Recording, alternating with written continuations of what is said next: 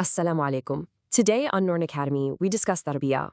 If you benefit, please support by subscribing and sharing as a sadaqah. You know, we live in a world that sends a very specific and very loud message about what it takes to succeed. It's a message that really celebrates raw, unfiltered expression, often at the expense of what truly matters, our character. The first thing we always hear is this one, right? Just express yourself. The idea is that our deepest feelings, our rawest impulses, that's our purest guide. And then, of course, there's this big idea. Talent is everything. It's this belief that some people are just born with it, you know?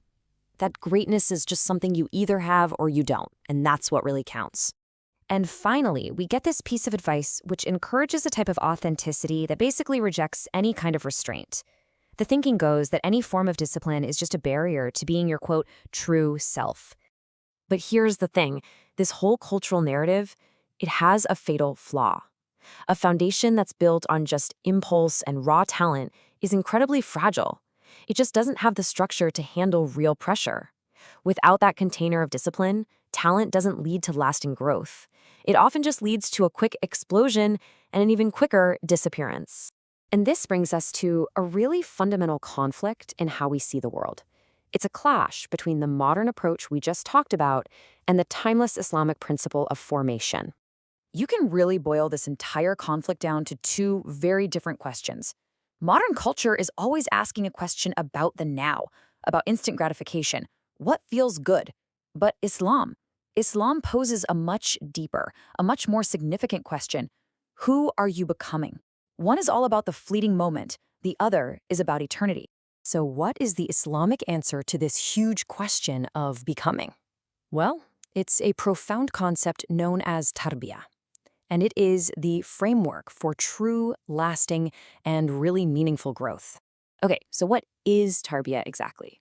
The term refers to this complete, comprehensive development of a person. We're talking spiritually, morally, and intellectually. It's not about crushing the self. It's about cultivating it, guiding it, and shaping it toward what is right and what is excellent. And this is what Tarbiyah actually looks like in practice. It means training the nafs, that's our base self, our ego, before we just blindly trust every desire it has. It's the patient, steady work of building good habits before you go seeking influence. It's the conscious choice of restraint over impulse. And it's about achieving order on the inside before you chase success on the outside. You know, to really get a feel for this idea and why this inner work is so critical, let's use a simple but, well, a really profound analogy. I want you to imagine two little trees, two saplings, planted right next to each other in the exact same soil. They get the same sun, the same rain, everything's the same. Now, the first tree, wow, it just shoots up so fast. Its branches reach for the sky, and from the outside, it looks amazing, very impressive. But all of its growth is on the surface. Its roots are shallow. The second tree, on the other hand, grows much more slowly. For the longest time, it seems like nothing is happening because most of its energy is going unseen, deep into the earth, developing this complex, powerful root system.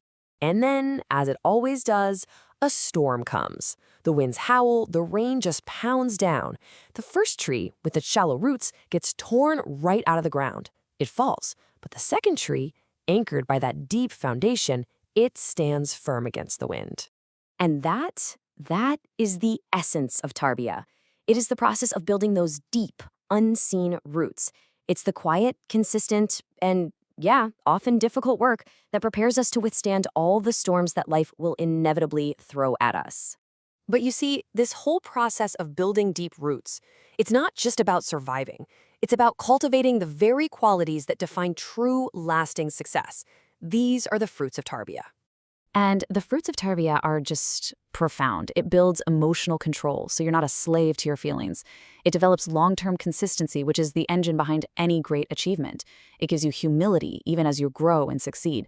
And it gives you stability when you're tested by that success. And the path to this, it starts small, with consistent acts, controlling your tongue, being on time for your prayers, choosing a hard truth over an easy lie. This really sums it up perfectly.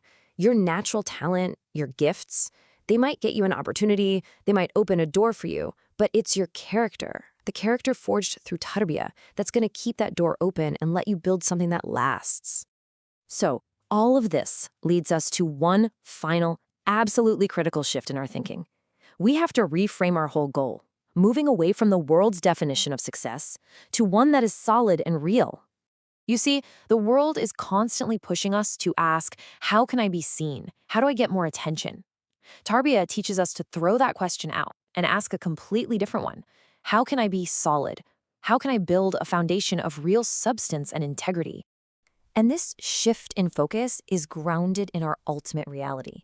We have to remember that one day we will stand before Allah Jalla Jalaluhu, and we won't be asked about our follower count or our fame. We're going to be held accountable for the state of our soul, for the formation of our character. And so that's the path forward. True greatness, the kind that has weight in the sight of Allah subhanahu wa ta'ala, isn't forged in the spotlight. It's cultivated in private, in the discipline, in the prayer, and in that quiet consistency when nobody else is watching. Presented and created by Neuron Studio.